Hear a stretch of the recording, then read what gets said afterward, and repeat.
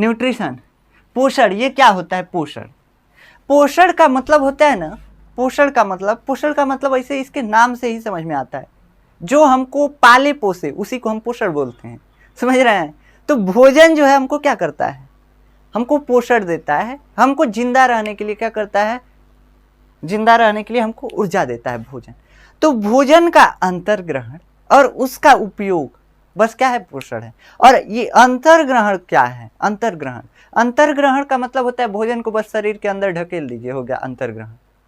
बस शरीर के अंदर भोजन को कर दिया अंतर्ग्रहण, मुंह में भोजन ले लिया अंतर्ग्रहण हो गया, बस इतना ही अंतर्ग्रहण।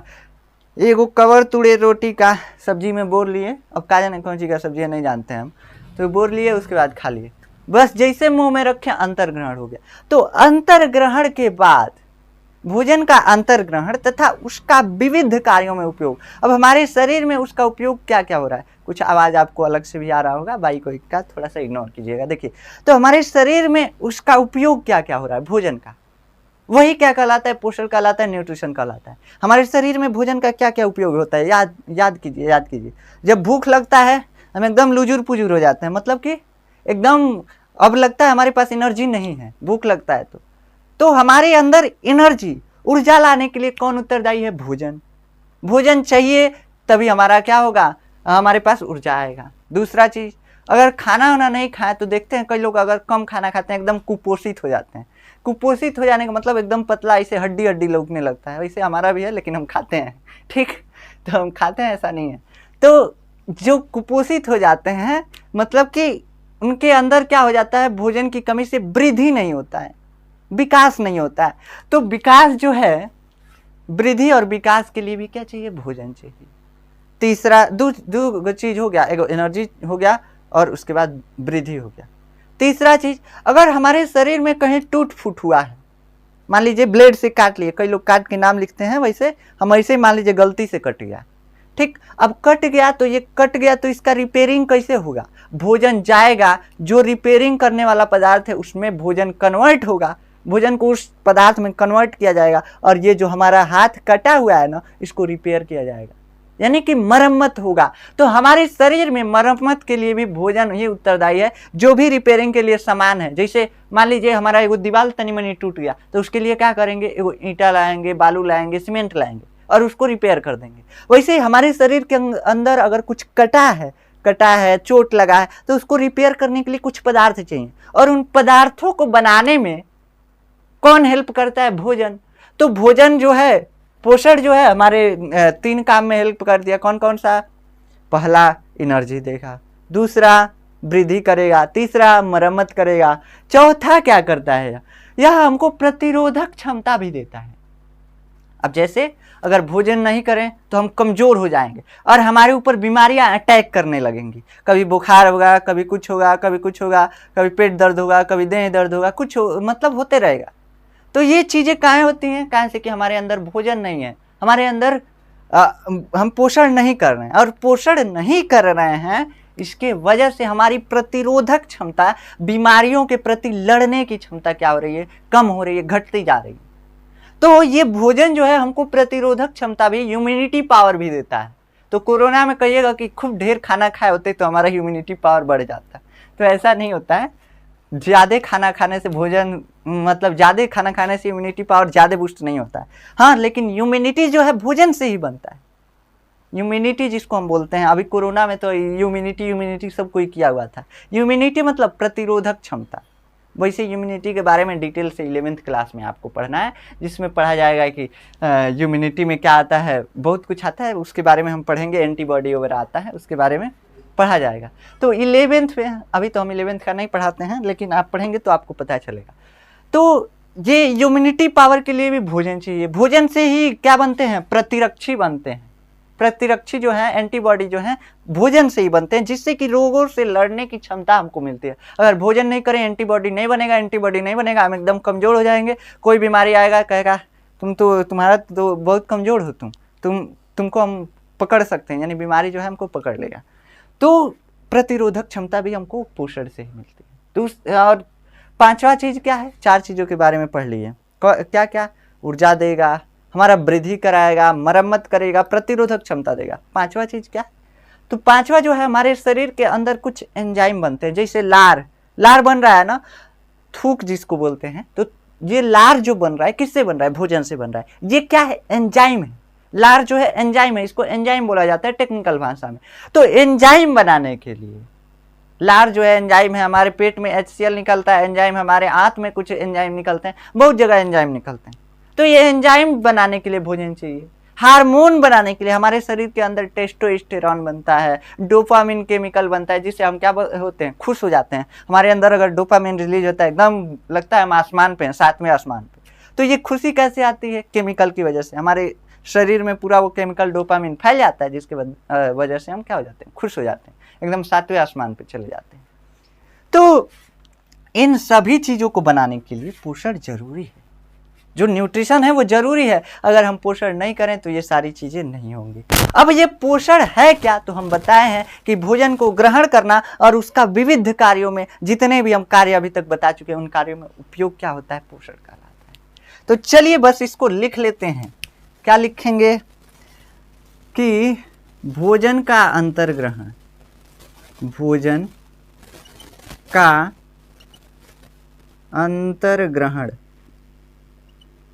अंतर्ग्रहण, इनहेलेशन इसको इंग्लिश में बोलते हैं। इनहेल कर लिए, बोला जाता है ना, तुम क्या कर लिए? खाना इनहेल कर लिए। इनहेलेशन मतलब अंतर्ग्रहण। घूंट लेने को क्या बोलते हैं? अंतर्ग्रहण बोलते हैं। सिंपल सा बात है, अंतर्ग्रहण। भोजन का अंतर्ग्रहण तथा उसका विविध कार्यों में उपयोग। ये विविध हम क्यों लिखवा रहे हैं? विविध जो है आपके एनसीईआरटी में दिया हुआ है, आप कोष्टक में चाहें तो लिख सकते हैं विभिन्न या डिफरेंट। इंग्लिश वाले लिख सकते हैं डिफरेंट, विभिन्न कार्यों हेतु उपयोग।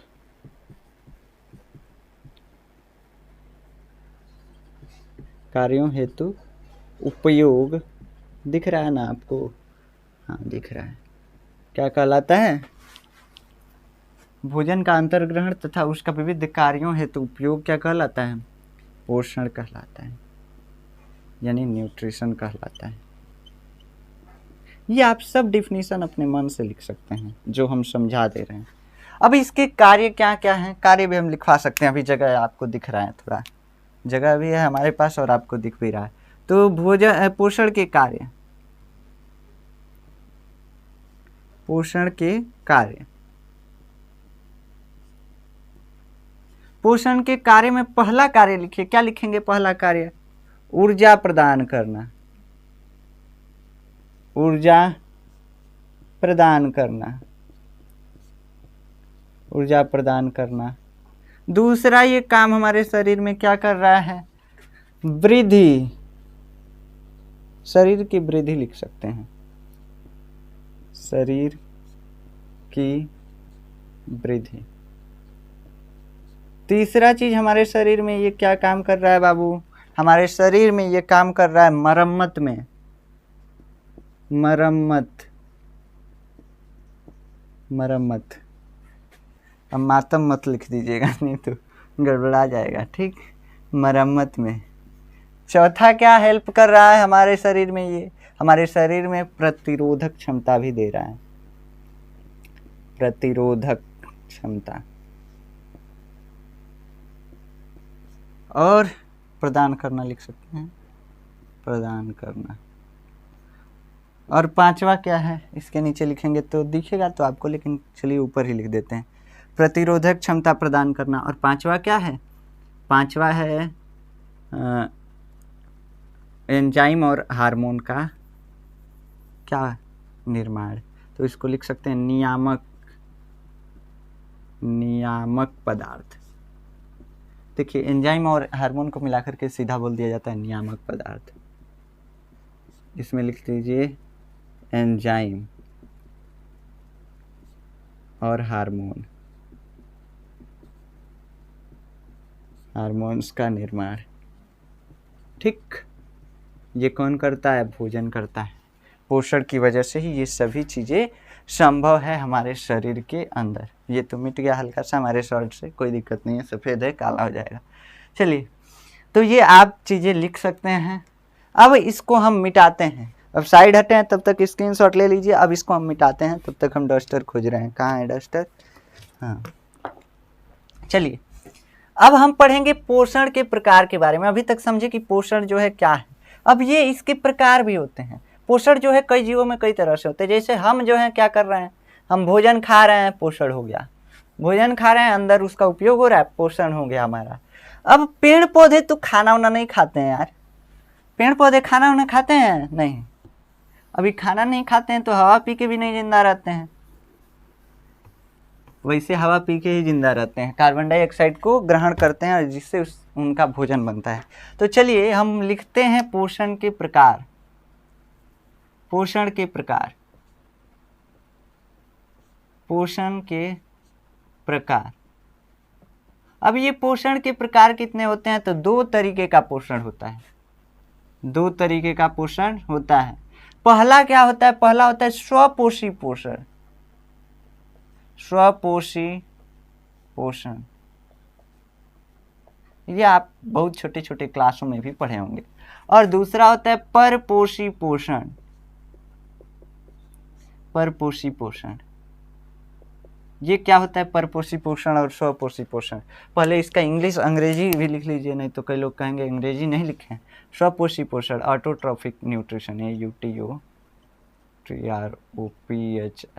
ऑटोट्रॉफिक या NUTRITION। ठीक, इसको बोलते हैं हेट्रोट्रॉफिक न्यूट्रिशन। हेट्रोट्रॉफिक न्यूट्रिशन, ठीक। ऐसे न्यूट्रिशन TRION छूट गया है, लिख सकते हैं, कोई दिक्कत नहीं है, ठीक। तो ये 2 तरह के हमारे पास न्यूट्रिशन होते हैं, स्वपोषी पोषण होते हैं। हमारे पास नहीं होते हैं, सभी जो जीव पृथ्वी पे हैं उन सभी को मिला करके बोला जा रहा है कि 2 तरीके का न्यूट्रिशन होता है, एक स्वपोषी पोषण, एक परपोषी पोषण। ये 2 तरीके का होता है।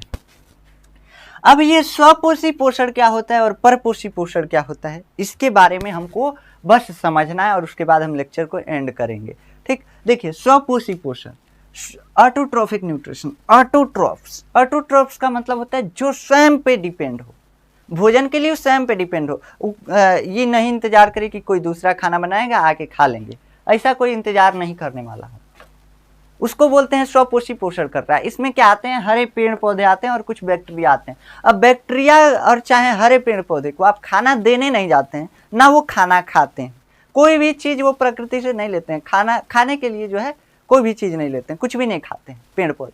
तो वो जीवित कैसे रहते हैं, वो भी पोषण करते हैं। और वो कौन सा पोषण करते हैं, वो करते हैं स्वपोषी पोषण, यानी वो खाना खुद बनाते हैं अपने अंदर। हम क्या करते हैं, पेड़ पौधों पे आश्रित रहते हैं। जैसे गेहूं उगा लिए, गेहूं भी पौधा है, उससे रोटी बना ली तो उसको खा लिए।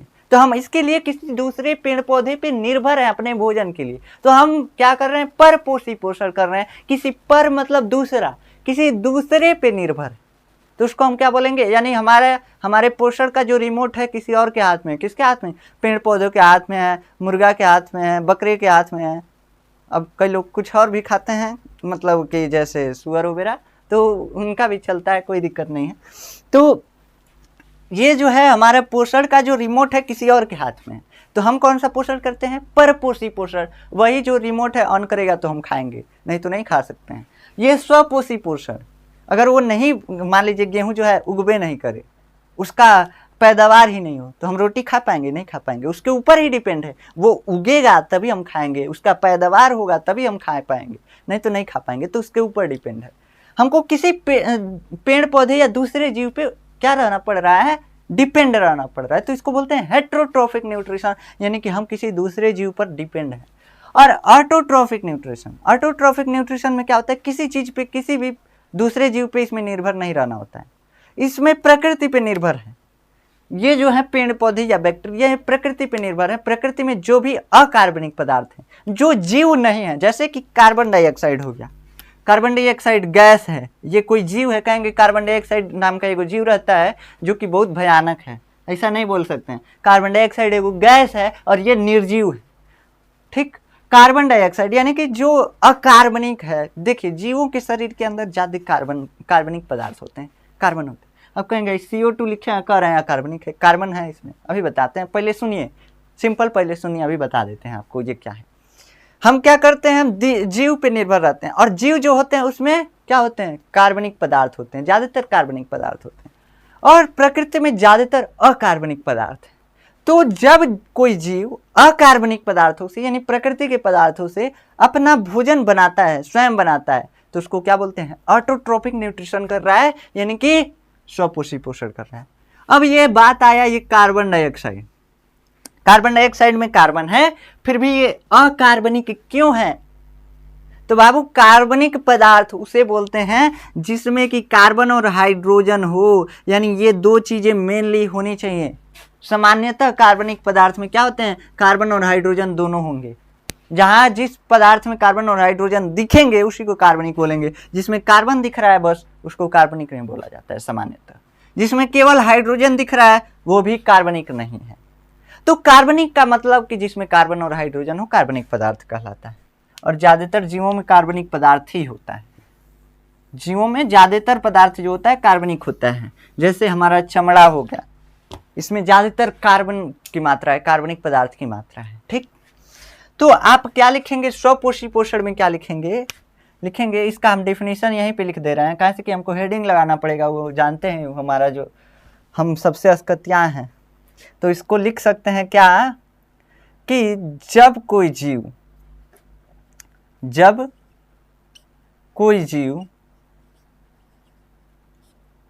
प्रकृति में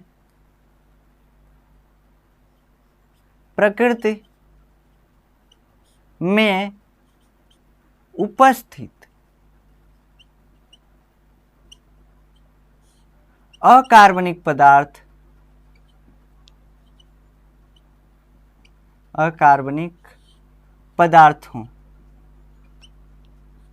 अकार्बनिक पदार्थों जैसे लिख लीजिएगा कोष्टक में, जैसे लिख सकते हैं CO2 और H2O, ये दो चीजें मेनली प्रकाश संश्लेषण में जरूरी होती हैं, इसीलिए यहाँ पे लिखवा दे रहे हैं।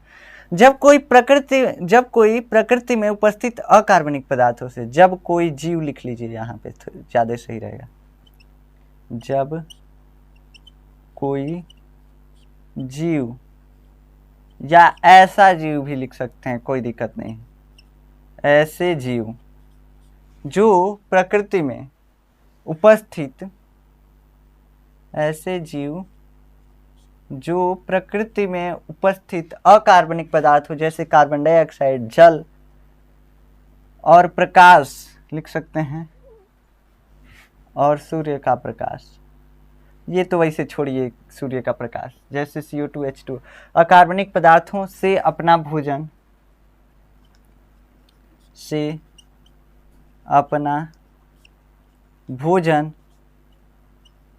स्वयं बनाते हैं, कोई दूसरा नहीं बनाता है, स्वयं बनाते हैं, क्या कहलाते हैं, स्वपोषी जीव कहलाते हैं। वो स्वपोषी यानी ऑटोट्रॉप्स कहलाते हैं, स्वपोषी जीव।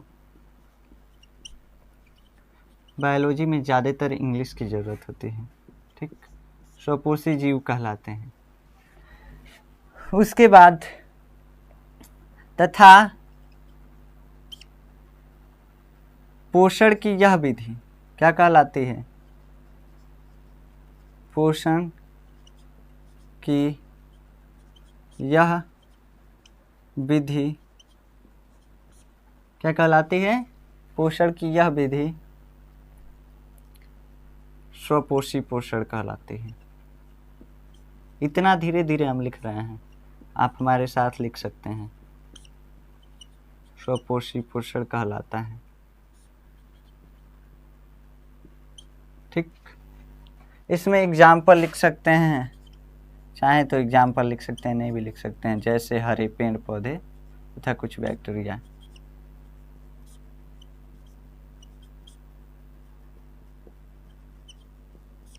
हरे पेड़ पौधे तथा कुछ बैक्टीरिया,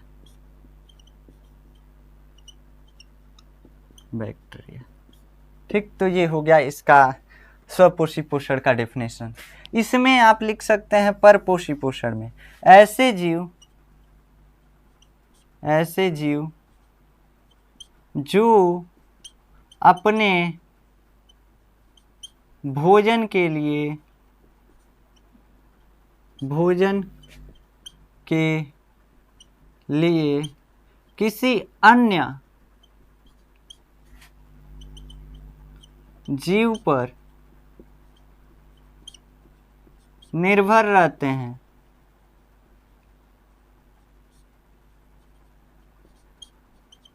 क्या कहलाता है? निर्भर रहते हैं। ऐसे जीव क्या कहलाते हैं? ऐसे जीव जो अपने भोजन के लिए किसी अन्य जीव पर निर्भर रहते हैं परपोषी जीव कहलाते हैं, यानी हेटेरोट्रॉप्स कहलाते हैं, परपोषी जीव कहलाते हैं।